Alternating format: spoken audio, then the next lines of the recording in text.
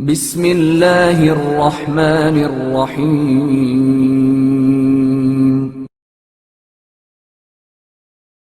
ایک نصیحت۔ ایک صحابی نے حضرت رسول اکرم صلی اللہ علیہ وآلہ وسلم سے بہت اصرار کیا کہ آپ مجھے کوئی نصیحت فرمائیں، تو حضرت رسول خدا صلی اللہ علیہ وآلہ وسلم نے ارشاد فرمایا، اگر میں کچھ کہوں تو اس پر عمل کرے گا؟ صحابی نے جواب دیا، جی ہاں اے خدا کے رسول۔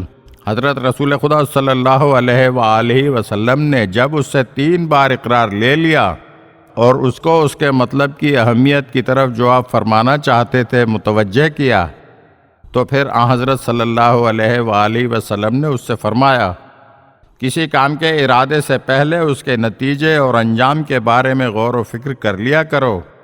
اگر اس کا انجام خیر ہے تو اس پر عمل کرو، اور اگر اس کا انجام گمراہی اور تباہی ہے تو اپنے ارادے سے باز رہو۔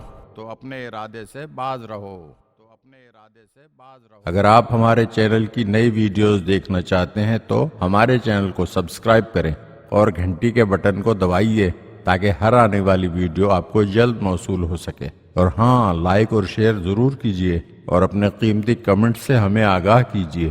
شکریہ۔